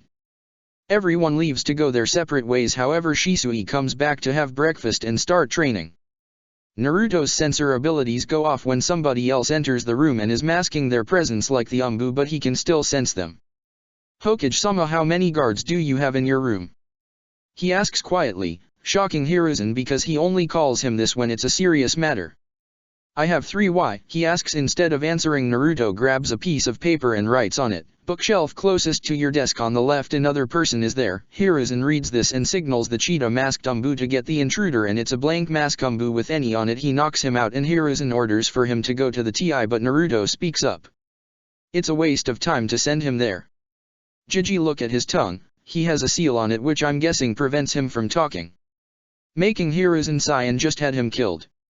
Naruto, how did you know he was there? Shisui asks. Hiruzen nods. Did you guys forget I'm a censor? He asks with a deadpan voice, and they smack their head with their hands. Speaking of censors, I talked to the 9 Tails and he gave me his negative emotion sensing abilities as well as the reason for attacking the village. All Hiruzen says is explain now in his Hokage voice. So Naruto explains everything except the releasing him part. To say everybody was shocked was an understatement. Now I do agree with him about Hashirama being a fool, and no, before you ask, this isn't the typical Uchiha and Senju hatred. This is just facts from me knowing the story. He was a fool and a monster more than the tailed beasts are made out to be.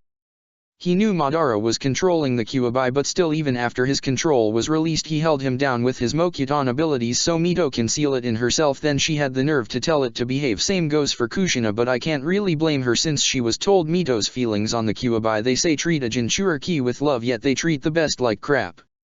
Hashirama was a monster for hunting them down while they haven't done anything and just gave them away. He knew what the villages would use them for, but he let his naiveness take over and did it anyway. The blame for these wars and hatred between the villages can be blamed on him as well. After that they are in silence until Shisui spoke up again and said they had to get training, leaving Hiruzen to his thoughts. Training field. Okay Naruto, we have a year and 3 months left before you begin the academy, so we are going to start training you at low mid-chunin level. He pulls out a set of weights that weigh about 15 pounds each. Put these on, these will help with your body conditioning as well as your speed. I got these from a Konoha Taijutsu specialist. I hope you never have to meet him yet. Anyway, we are going to continue to work on your Taijutsu and chakra control. However, we will be working on maturing your Sharingan. You still have 1 tomo in your right eye and 2 in your left, but that is because I trained you to not rely on them. Now we will work on them until they mature. I can feel you are almost at 2 tomo in each eye, so you might get that today after the training we go through. We will also be working on your ninjutsu, and if your Sharingan matures before time is up, I can teach you some Sharingan genjutsu.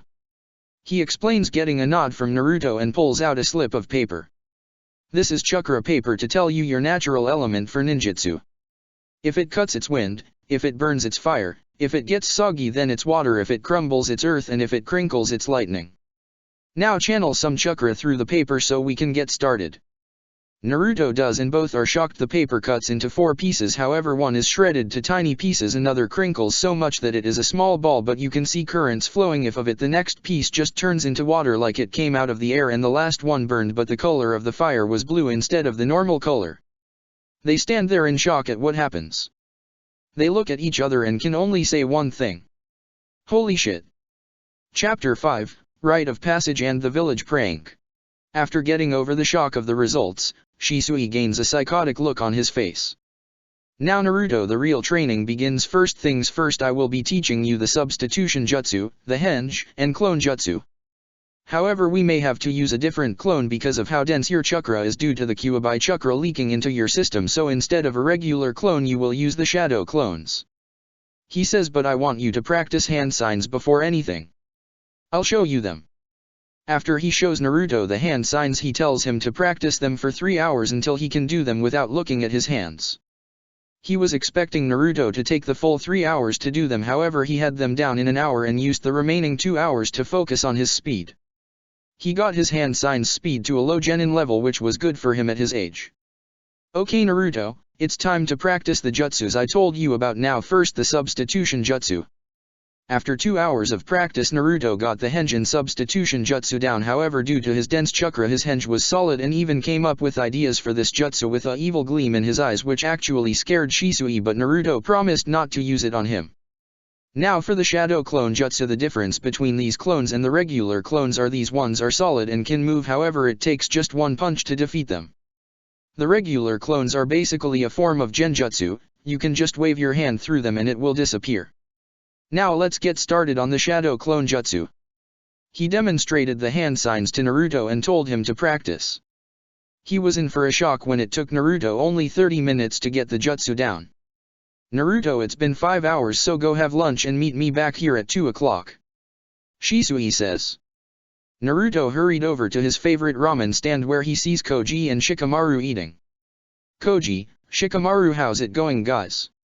It's going good, Naruto. I can eat food and take a nap here without my mom yelling and nagging me like does at home. Shikamaru replies while muttering troublesome mothers, getting a laugh from Naruto. Koji, what about you, anything new? Naruto asks. No, not really, I've just been hanging out with Shikamaru. Koji said. You guys have been hiding from Ino, haven't you?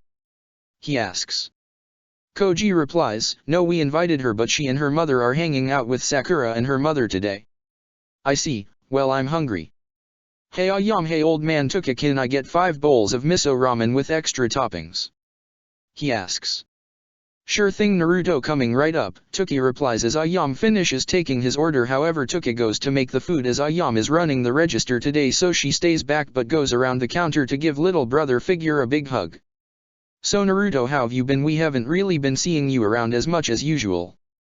Nothing much Ayam, I've just been hanging out looking at the clouds and reading some books. He replies only to get hit in the head with a ladle, wondering where it came from. He looks at Ayam, who has a sickly sweet smile on her face that promises pain. But for some reason he can see the death god behind her. Naruto, you haven't been reading those orange books again, have you? She asks, leaning into his face. He shakes his head frantically, looking for Koji and Shikamaru, who seem to have disappeared from the ramen shop. No, I'm not. I swear it's a book on the previous Hokage and some minor thing I should learn at the academy, I swear. He replies, scared out of his mind right now. Ayam stares at him for some more time. Be backing off. Okay. She says like nothing happened. Tuki comes out the back with his ramen, seeing a scared Naruto and a smiling Ayam humming at the cash register counting money. He just shakes his head and doesn't ask any questions, just hands Naruto his ramen. However, Ayam notices something. Naruto, where is your necklace you always have on? I took it off so I don't lose it during training. It's the only thing I have to remind me of Samui-chan, so I just take it off and place it in a storage scroll for safekeeping. He says while eating. They chat some more until Naruto realizes he only has 15 minutes to get to the training ground. He pays and hugs Ayam goodbye before leaving to head back.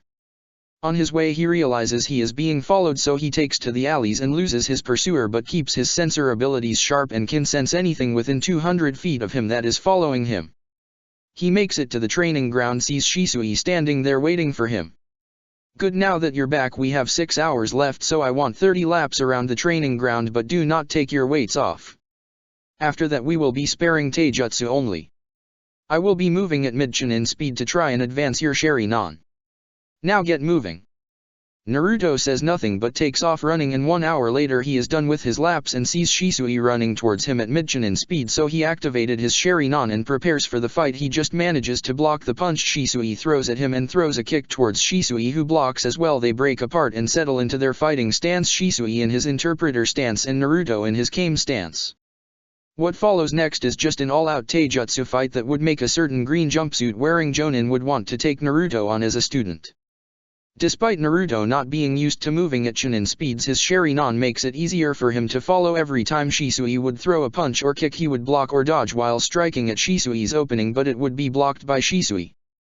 Unknown to Naruto, Shisui is purposely leaving openings to gauge if Naruto would see them, and to his surprise he does see the openings and takes them, but what has him impressed is while Naruto strikes at his openings he is making sure to keep his guard up. However, as the fight progresses Naruto does gain his second tomo in his right eye. However, he gets so into the fight that he is only focused on him, as Shisui sparing. Unknown to him, his Sharingan turned silver while keeping the tomo in his eyes, and he begins dodging Shisui's punches and kicked. Even better, Shisui sees this and knows he has to end it now before Naruto's body starts to strain itself too hard.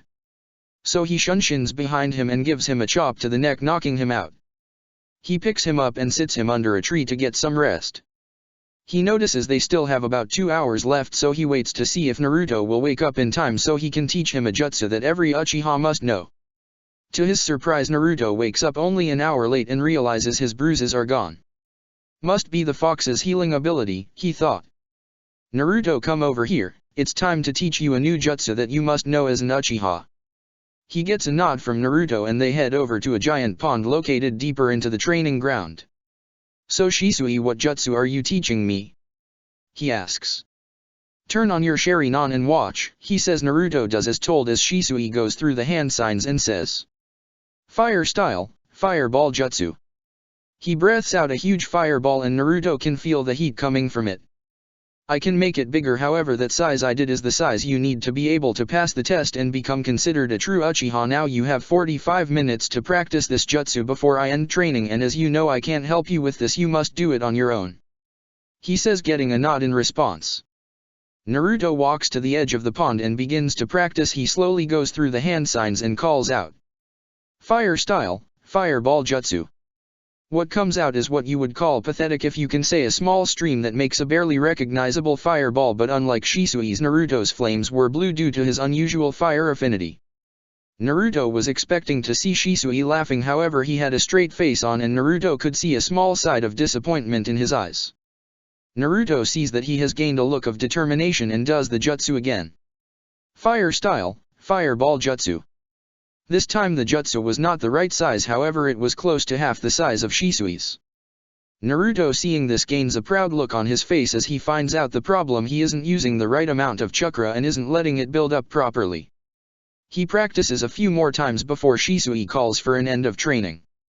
Naruto was able to get his fireball to half the size of Shisui's fireball and knows he needs maybe 2 more days of training this jutsu to get it down. Alright Naruto, that's it for the day. I have something to do tomorrow, so you have the day off, you can do whatever you want. He says, but pauses when he sees the evil gleam in Naruto's eye and knew what it meant: somebody was getting pranked, which meant a headache for him and the Hokage. Despite Naruto being extremely mature for a 6-year-old, he still has his immature moments which Shisui finds funny. I know that look, and please keep it to a minimum for me, that's all I ask. He says all he gets is Naruto walking away giggling evilly, causing Shisui to inwardly cry at the problem Naruto is about to cause. Meanwhile, a certain old man who is relaxing reading his favorite orange book gets a shiver down his spine and narrows his eyes. Something tells me I'm gonna regret waking up tomorrow, he thought. Oh, how right he was. Next morning could be described as total chaos. All shops were covered in bright orange paint, feathers, and somehow filled with cats. And most, not all, of the Umbu has their gear turned pink with rainbows on it. The only shops that were not a wreck were the ones in the red light district and the Ichiraku ramen shop. So when Hiruzen woke up this morning, imagine how he felt when he opened the door to his office and seen stacks and stacks of paperwork as tall as him. If that wasn't enough, his secretary came in and told him the council has called an emergency meeting. All he could do is break down and cry. Why did Kami have to put him through this? It wasn't fair. His secretary can only shake her head at this in pity. Sometimes she feels sorry for him, but then realized all that paperwork had to go through her first, so it was all in her office before he came in. Council chambers. Hiruzen walks in with a depressing storm cloud over his head, causing some of the shinobi council to snicker at this, and while some felt pity for him, with a sigh he very reluctantly starts the meeting. Okay, who wants to go first? He asks, already knowing why the meeting was called. A fat merchant stands up and speaks. Hokage-sama, this is an outrage. Somebody has broken into my bakery, put laxatives in my baking ingredients and covered the shop in paint. Another stands up. Every single shop in the village minus the red light district and that ramen shop were hit. What are you gonna do about this? Who could have pulled something off like this overnight? Suddenly everybody cringed when a certain pink-haired merchant spoke up. I bet it was that damn child. You should have let us kill him when we had the chance. I demand he pays for his actions. This is unacceptable. How am I supposed to run my business with paint, feather and cats everywhere in my store? She screeched, causing the head of the Inyazuka clan ears to bleed. Hiruzen just sighs and motions for his Umbu. Yes, Hokage-sama, said an eagle-masked Umbu. Please bring me Naruto Uzumaki, he says, and the Umbu nods and leaves. 20 minutes later he returns. I am sorry, Lord Hokage, but I can't seem to find him, the Umbu says. Hiruzen can only sigh and dismiss the Umbu. But what gets everybody is that when the Umbu turns to leave, he has a kick me sign on his back. I'll go get him, I might know where he is. Hokage training ground.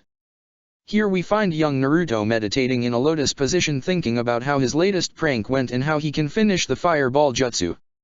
When he feels his Jiji chakra signature enter the barrier, so he stands up and greets him. Hey Jiji, what are you doing here? I thought you were in the office right now. Hiruzen, I can only twitch at this. No Naruto, I am not. I'm in the middle of a meeting with the council and I need you to come with me. He doesn't give Naruto time to respond and just grabs him a shunshins to the chambers. Council chambers. He and Naruto arrive and then shouting starts, however Hiruzen shuts them up with key so he can speak. Now Naruto, the civilian council is charging you with destroying property and breaching security throughout the entire village last night, as well as attacking an Umbu officer. How do you plead? Not guilty, Naruto replies with a straight face. Liar, we know it was you who did this. Just because you have no parents and nobody to love you doesn't mean you can destroy our stuff, you little shit, I want him dead.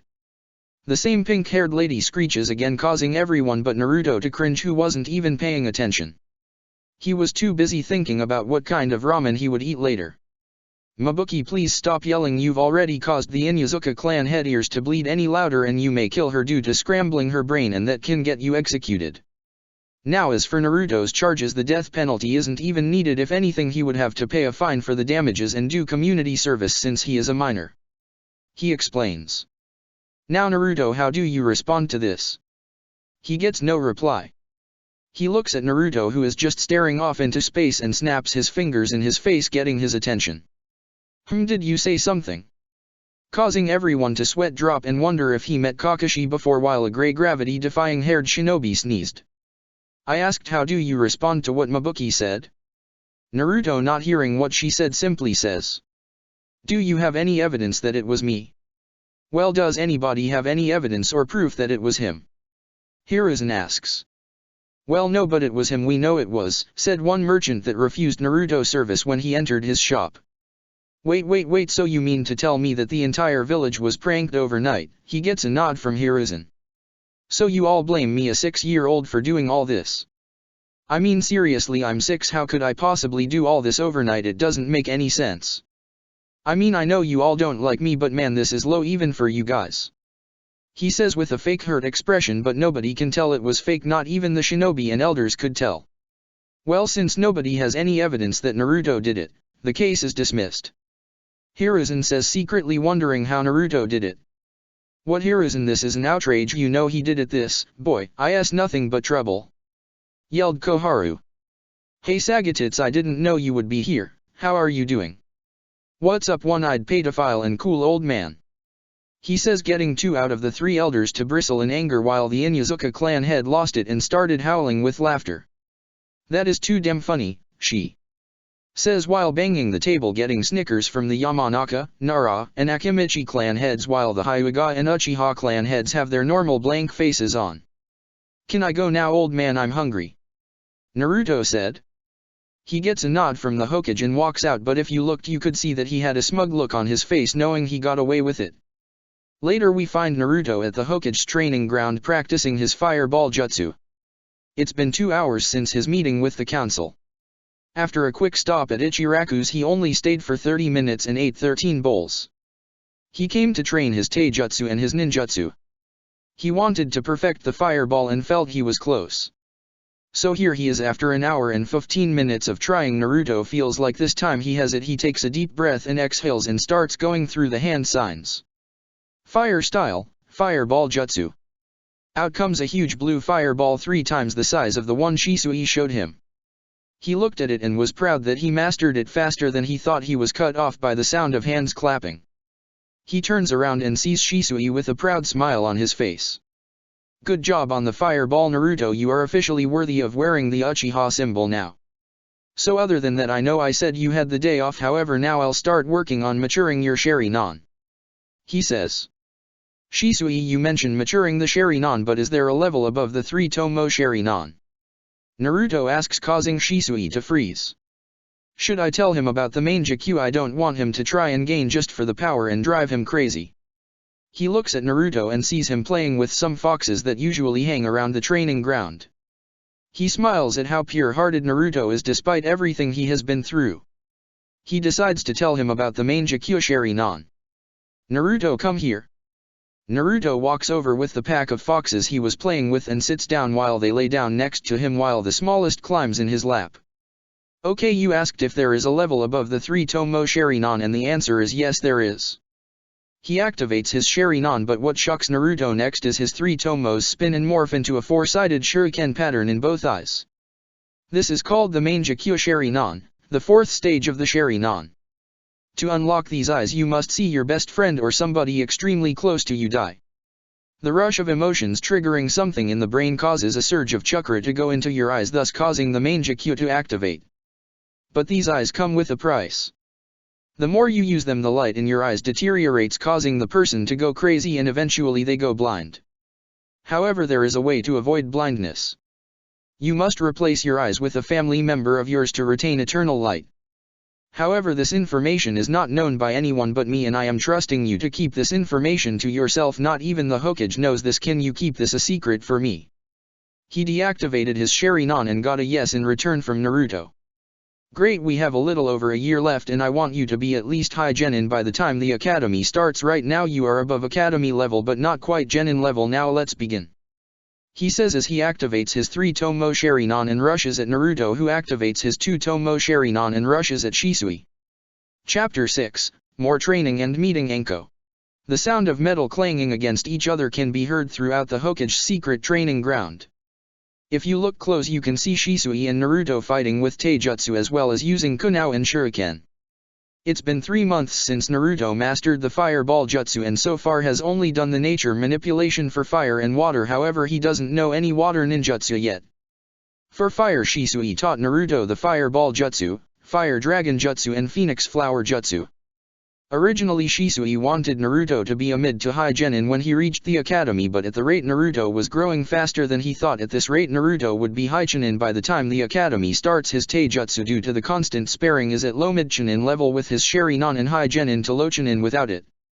Speaking of his Sharingan, the 7-year-old finally matured his Sharingan when 3 rogue chunin tried attacking him while he was out in the forest during a morning run before meeting Shisui. He was on his last lap when he sensed them. They came at him from different directions. He had no choice to use his Sharingan. He was doing good, however he just ran 49 laps so he was tired. Just as he was about to pass out he was saved by Shisui, who knocked them out before turning them in. However, the biggest leap for Naruto was his Fuinjutsu. He went from level 4 up to level 7. He could now create barriers, blood seals and chakra suppression seals. He hasn't talked to the Kyuubi, however he understood why the fox didn't want to talk. It was waiting for Naruto to become worthy enough to know his name. However, what Naruto didn't know, he was closer than he thought. His genjutsu would never work without his Sharingan due to how dense the Kyuubi chakra made it. However, he could detect and break up to high B rank genjutsu and high A rank with his Sharingan. He was broken out of his thoughts when Shisui landed a punch to his gut, knocking the wind out of him. Good spar, Naruto. Now we have 1 year left and I will teach you some Sharingan genjutsu and wind manipulation. I don't have any lightning or water jutsus in my arsenal, however I'm sure your month we left you some water ninjutsu in that scroll of hers. Now another thing we will work on is your hand speed and work on cutting down the amount of hand signs you would need for a jutsu. Now do you have any questions? Shisui says. I do have a question, but it isn't about the training. He says. Okay, ask away. What's going on with the Uchiha clan? Why do they all seem so tense and on edge? I've noticed they've isolated themselves even further from the village by not allowing any non-Uchiha clan members in. And the other night I heard 2 of them talking about some kind of plan that would take place next year. So what's going on? And don't bother lying to me, I'll be able to tell. Shisui was inwardly cursing his luck for his nephew being so observant. With a sigh he decided to tell Naruto the truth. After the Kyuubi attack, the Uchiha clan was blamed for the attack after some people, ninja and civilians, claimed to see a Sharingan pattern its eyes during the attack, and we weren't on the front lines the entire fight. We were told they needed us to help secure civilians after an injured to safety and keep watch. Shortly after the attack, 2 of the elders, I'm sure you can guess who, had the Uchiha clan relocated to the outskirts of the village, claiming it would be for better security of the village. However, we were the only clan moved around. All this happened before Hiruzen officially retook the Hokage position, so he couldn't do anything about it since it happens in private while Minato was alive, so since it during his reign he would be the only one to cancel that order. However, he is dead now. Years later the village continued to ostracize the Uchiha clan and they have gotten tired of it, so me and Itaki have been undercover trying out the plot. However, with what you just told me I can only think of one thing they would result in doing, and that is a coup d'etat, but that would just cause a civil war and possibly start the 4th Shinobi War, and the world cannot handle another war. Shisui explained. Naruto took all of this in shock that the Uchiha would really go as far as starting a civil war to get the respect they want and to clear their name. I think you should tell Gigi what we just found out, but leave me out of it. I won't tell anybody about this because I know there are spies in the village, from the one-eyed pedophile and his emotionless booty Tagumbu. He probably plays with it while they sleep. He says, getting a sweat drop from Shisui. Seriously, he's only 7 and he already knows about that kind of stuff. He thought, however, Naruto had a point. He did need to tell the Hokage about this. Alright Naruto, you're dismissed for the day. We start the rest of your training tomorrow. He says as he shunsins to the Hokage's office, leaving Naruto by himself. He seriously needs to teach me that, he said to himself. He said as he walked off. If he would have turned around he would have seen the group of foxes that usually play with him disappear in a cloud of smoke, as well as a lizard-looking creature with wings disappearing a cloud of smoke as well. Hokage's office. Shisui arrived in the Hokage's office, but to his shock and luck both Hiruzen and Itaka were in there. Good, you're both here. I think I made a major breakthrough in our mission. Itaki, as soon as he said that, the Hokage put his hand up and dismissed his umbu. He let out a chakra pulse looking for any intruders from route and found none. Then he put up a privacy seal in his office and let Shisui speak. Okay, the only thing that I've been able to come up with is that the Uchiha clan are planning a coup d'etat, he said, getting a shocked look from both Hiruzen and Itaki. How did you come up with that idea, Shisui? It doesn't make sense. The Uchiha clan isn't that big and are outnumbered in the shinobi side by a ratio of 25 to 1. How would they possibly plan a coup with such low numbers when luck clearly isn't on their side? Itaka says. However, Shisui instantly replies. Think about it, Itaka. The Uchiha clan have grown tired of how the village and people are treating them. What better way for a power hungry that thinks with their fighting instead of their actual brain? A coup d'etat is the perfect plan to overthrow a village that treats them like shit. You are the most level-headed Uchiha and a Sharingan prodigy, second to none other than Madara Uchiha himself, yet your eyes are not good enough to see what's right in front of you. You know I'm right in this. The Uchiha clan cannot simply see the forest for the trees. They believe that a coup would work when actually it would fail, resulting in the near extinction of the Uchiha clan unless they have something big planned, maybe outside help from another village or help inside from some ninja or ninja clans. He says. Hiruzen meanwhile has a serious thought on his face, then decides to speak up. Shisui, although I am not disregarding your assumption, you've given me some good points to look at, but I need actual proof. If they are planning a coup d'etat, then I will try to sort this out peacefully. We cannot afford to have a civil war break out. He replies, getting a nod from Shisui. He looks at Itaki, who has a thoughtful look on his face. Itaki and Shisui, I want you both to try and figure out what they are planning and report anything you find to me. If they are planning a coup, I want to know when and how they will pull it off. Dismissed. He drops the seal and Itaka vanishes while Shisui stays behind. So Shisui, how is your rank mission? I assume he has made progress. Hiruzen days. Yes, he has made a lot of progress. It's a good thing you had me train him before the academy. They would have wasted his talents. I did however lie to Itaki about him being the most level-headed Uchiha and being the best Sharingan user, only behind Madara. Those titles belong to Naruto, but he doesn't train with his Sharingan all the time.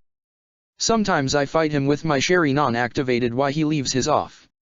If I had to gauge his skill level, I would say without his Sharingan he is high Genin to just under mid Chunin Taijutsu wise. However, with it I would say mid to high Chunin. However, his speed I would say high Chunin. Ninjutsu only, since he only knows jutsu for only one of his chakra natures. However, I have a feeling that he will be an all-around shinobi with skills in every area. I do have one request. I suggest introducing him to Anko. I believe she would do great, knowing Kiyomi had a child and is around. You know how much Kiyomi helped her after she returned to the village and how much of a mother figure she was to her. I believe I can bring her to the Hokage private training ground and have them spar. I'm sure his stance will make her realize who his mother is. I think they would do well for each other. I can key in her chakra signature to give her a place where she can train besides the Forest of Death, since nobody can spy on her. Also, I believe in a few years Naruto will be able to remove her curse mark. The Hokage is shocked by this. What makes you think he will be able to remove it even when Jiraiya can't and he is a seal master? He asks. Well, according to Naruto, Jiraiya must be a seal master at suppressing things and creating barriers. However, Naruto says that if Jiraiya wasn't specifically studying Juinjutsu and how to remove them, then he will never be able to remove it. Which makes me wonder what he was doing while he was supposedly checking her seal to see if he could remove it. Anyway, can I bring her to meet Naruto tomorrow? Hiruzen thinks but finally agrees to this, however tells Shisui to tell her what she discovers tomorrow is a S-ranked secret. Shisui nods and vanished to the dango stand where he sees Anko sitting with Kurane, another purple-haired kunoichi named Yojeo and another one with black hair and red marks on her face. This was Hana Inyazuka, the current heir to the Inyazuka clan. Hello ladies. He greets them. Kurane, Yojeo and Hana gives him a regular greeting. Anko on the other hand.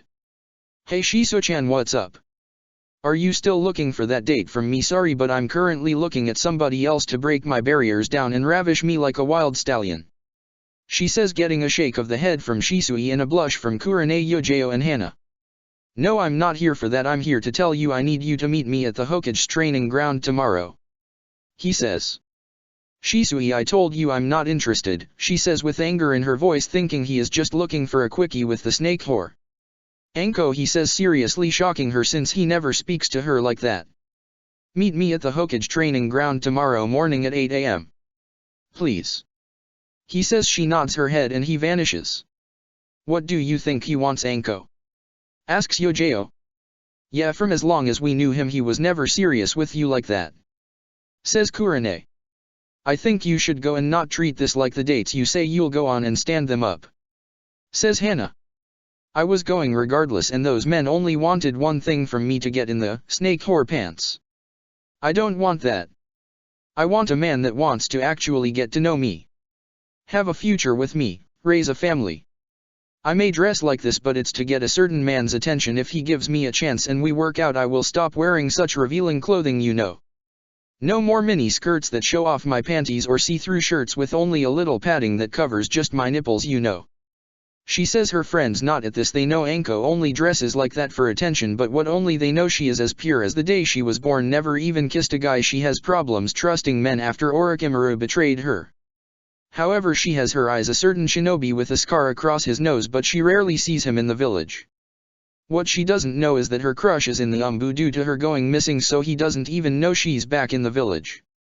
I'm gonna get going, guys. Apparently I have to be up early tomorrow, even though it was supposed to be my day off. They all hug her and she leaves to go home for the night.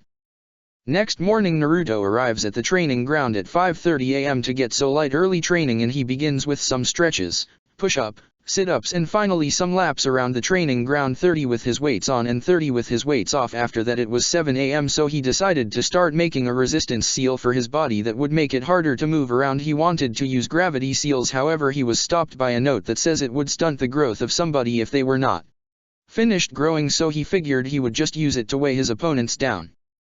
After creating the seal and applying it to a shadow clone, however, he got the memories from the clone about how the resistance seal felt like. He would have to ask Shisui about that later. So he creates another clone and has him draw the seal on his body, and it feels like he has a 30-pound bodysuit on. He looks the clock he brings with him and it shows 7:15 a.m. so for the next 45 minutes he is jogging around the training ground until he senses Shisui enter the barrier. However, he has the same purple-haired lady with the trench coat he sees walking around. Okay Naruto, this is Anko, I brought her here to meet you and spar with her. Shisui says while Anko gets pissed. You brought me here to spar with some gaki, are you fucking serious? Shisui, I don't have time for this, it's my day off. She turns to leave but feels somebody grab her shoulder. It's Shisui. Anko, just do it please, you'll understand why I brought you here. He says softly to her. She sighs and nods. Alright gaki, let's just get this over with. She says, getting into her taijutsu stance while Naruto drops into his kame stance, causing Anko to freeze and tears build up. How do you know that stance? She whispers. How? She yells. Before Naruto responds, Shisui beats him to it. He knows because it belongs to his mother Anko. He says, causing her to break down. I'll leave you two alone, I'll let you two spend the day together. Naruto, you have the day off today, spend it with Anko, you'll understand why. Shisui says and leaves them alone. Naruto walks to her and sits down and she stops crying but still has sniffles. You knew my mother? He gets a nod from her. What was she like? She was the nicest person I knew and took me in after a tragic incident happened. I was what you would call a prodigy during my years in the academy, so of course I caught the eye of a lot of people willing to train me. However, the one that wanted me the most was Orochimaru. He was one of the legendary Sannin who wouldn't want to train under him, so after I graduated the academy he took me under his wing and trained me. However, we went on a training trip and that's when things went horrible. I didn't know he was experimenting on humans and killing them. I didn't even know he was responsible for a lot of our jonin and civilians going missing, so during our training trip he trained me in poisons and medicine. However, the medicine was his way of covering up for his experiments and had a hidden section of his lab where he would take what I made and inject them into humans and none of them would survive. One day he made a breakthrough in cursed seals in his search for immortality, and since he ran out of guinea pigs he strapped me down and bit me on the neck, giving me the very first curse mark. She pulls down her trench coat and the left side of her shirt, showing him the curse seal on her shoulder. I was branded and left alone to die, however he came back a week later and I was still alive. He was surprised by that but was mad I wouldn't use the curse mark, so he changed it up and all it does is cause me pain. I was rescued by a squad of Umbu who were returning from a mission and brought me to the Hokage, who had to have me taken to TNI department get everything he did out of me, but to their surprise my memories of all the experiments he did were wiped out by one of the Umbu who was a spy for Orochimaru and part of the Yamanaka clan, however didn't cover his steps and was executed. However the village found out about me and treated me like shit ever since. Because of the curse make I became known as the Snake Whore, and I was ready to kill myself because all of the friends I had betrayed me and treated me like the rest of the village. That's when I met your mother, who took me in and placed me on her genin team with Kurane and Yojeo. She became like a mother to us, but me and her were the closest, and she tried to adopt me at one point, but the Uchiha clan head at the time found out and forbid it. To spite your mother for not wanting to marry his son, he also banished marriage and relationships outside of the clan because she showed no interest in marrying somebody from the clan. There you have it, my story. I was close to being raised as your sister and I was robbed of that. I didn't even know she was pregnant with you. I guess she kept it a secret since I have a feeling your father isn't an Uchiha. So tell me about your life. He sighs and tells her everything from his life in the orphanage, the beatings they gave him, his first friend with the 2 buns in her hair, and his best friend Samui meeting the Ichirakus, and then about the beating from the villagers and meeting Shisui and some of his training. Anko, I know we don't know each other, but I wouldn't mind having you as my friend or sister. He gives her a hug as she starts crying again, saying thank you over and over again. After she gets done crying, she speaks. Naruto, with your training I can teach you a jutsu your mother taught me, but first, have you learned all the steps to fire manipulation and learned the fire dragon jutsu yet? He nods. Great, now watch me. She goes through 20 hand signs and calls out. Fire style, Dragon Rain Jutsu. What happens next leaves Naruto in shock, and she breathes out a huge flame in the air, but it doesn't go away, it stays there. Then large dragons made of begin to fall out onto the ground and explode on contact. Wow, Ankone, that was so cool. I need to learn that as well as the other jutsus she left behind. He says with stars in his eyes. Her heart flutters at him calling her that, but she smiles fondly at him and gives him a hug and kiss on the cheek. Don't worry Naru-chan, I'll teach you this and one more jutsu she made that requires water affinity like me. Do you have that as well? He nods and tells her his 4 affinities. She is shocked but gets over it. Okay, good, I can only help with your fire and water, those are the only 2 I have, but I'll teach you what I can for the next year. She says. Now this jutsu requires a high water affinity due to the fact that it's an offensive and defensive jutsu at the same time. She goes through 20 hand seals. Water style, Octo Shield Jutsu. What happens is she is surrounded by a large body of water acting as a shield, however there are 8 tentacle whips of water at the top of the shield. She moves her hand and one of them moves towards a small tree, knocking it over. Well, cool. But do you really need to use all 20 hand signs? Shisui told me I can perform jutsu with less hand signs if I practice. You must have known these jutsus for at least 10 years, how come you use all 20 hand signs still? I don't get it. He says. Oh my dear little Naru-chan, I can do the Dragon Rain Jutsu with 3 hand signs, however I need 5 for the Octo Shield Jutsu. I should be able to get the fire down to 1, but the water will stay at 5 since my fire is the strongest of the 2 affinities. Okay, that makes sense I guess. Now let's eat before we start training. We have about 8 hours left until my training is done for the day. He says as he unseals 2 bento boxes with chicken teriyaki, rice, and vegetables and 2 bottles of fruit juice. Why do you have 2 bento boxes and bottles of juice? She asks. Well, one of them was for Shisui but he left, so I figured you can have it. He says they began eating and Anko is shocked at how good it is and compliments him. As they eat they talk about dreams for the future and whatnot, and she can't help but smile at his dream. After they finished she stands up and stretches. Alright Naru-chan, time for training. She says with a certain glee and sickly sweet smile on her face, making Naruto regret this. Oh shit, what have I done? He thought, crying anime tears. Check the description for the links to the author.